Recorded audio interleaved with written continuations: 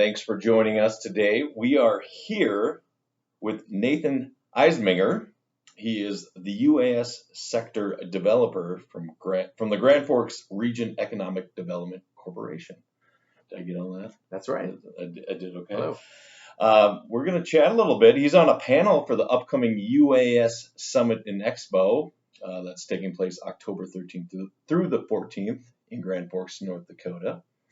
And he is on a panel. So we're going to ask him a couple questions here about that panel for a little preview. The panel is titled Weather Predictions, Micro Weather Data's Effect on Beyond Visual Line of Sight Operations. So Nathan, can you tell us a little bit about that panel and what our audience could expect? Sure, happy to do so. So thank you for having me. Bring a couple decades worth of aviation experience from an air traffic standpoint in the Air Force, where in traditional aviation you have weather data that comes in from forecasters and observers that are around airports, the hub of operation for takeoffs and landings. But drones bring an interesting mobility to that problem or to that possibility of transportation there, and you have the need for weather in other places than just around airports. In particular, beyond visual line of sight operations, the aircraft is getting further and further away from the operator and potentially from the available weather data.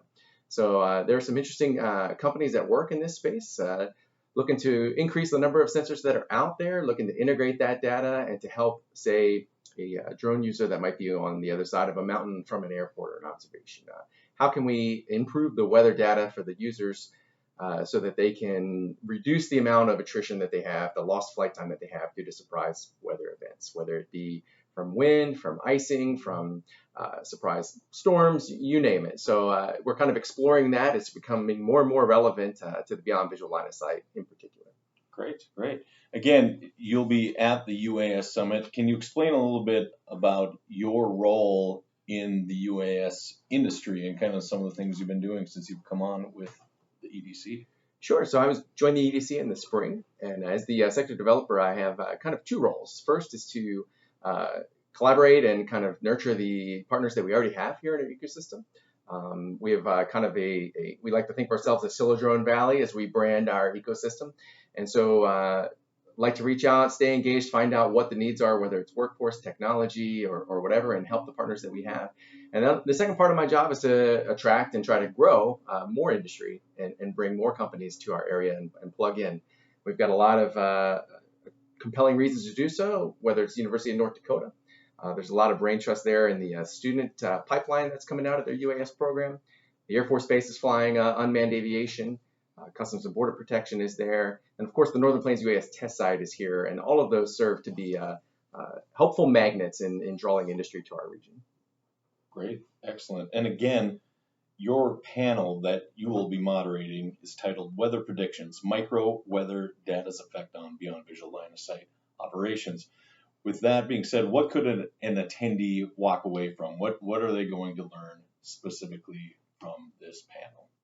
So the goal of this panel is going to be to convince operators why they need more than the free weather app on their phone when they're going to look at drone flight for a day. So in this panel, we're going to kind of walk through some decisional checkpoints, a couple days prior to launch, a couple hours prior to launch, time of launch, during the aircraft flight, and then even after landing, kind of evaluating what impact weather had on the operation that they did.